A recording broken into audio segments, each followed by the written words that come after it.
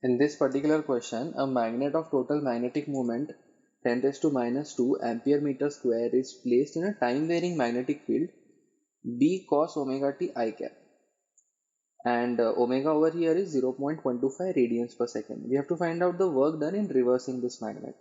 So we can see that this is the magnet that has been kept along the positive x-axis direction initially, and then this magnet is flipped basically. Then finally it would be pointing in the negative x-axis direction. We know that the work done in flipping a magnet, or rather turning a magnet in a magnetic field, is going to be given by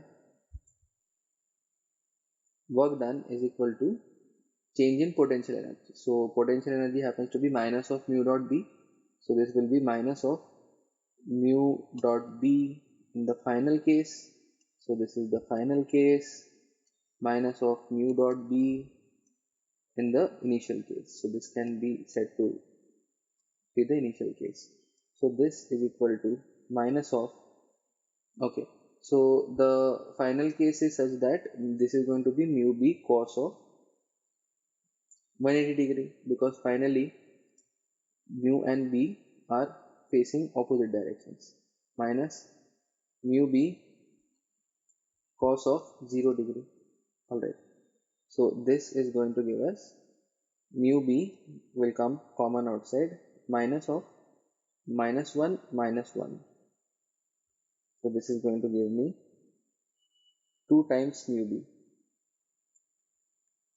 Here we just need to now substitute the value of mu and B. So this is 2 into mu happens to be 10 raised to minus 2, and B happens to be equal to 1 into cos of 0.125. So this happens to be 1 into cos of 0.125 into t. T is 1 second. So we are left with cos of 0.125. This is nothing but cos of 1 upon 8. 0.125 happens to be 1 upon 8. Alright. So now we can write down this to be equal to 2 into 10 raised to minus 2 into 1 into, instead of cos, I would like to write down 1 minus 2 sine square theta by 2. So it is sine square 1 upon 16, because theta happens to be 1 upon 8. So theta by 2 happens to be 1 upon 16. So this is going to be 0.02 in SI units, which is joules, into 1 into 1 minus, so since 1 upon 16 is a pretty small angle, we can approximate this to be the same as 1 upon 16 square. So this is going to be 2 upon 16 square, so 1 upon 8 into 16. So this is 1 upon 8 into 16.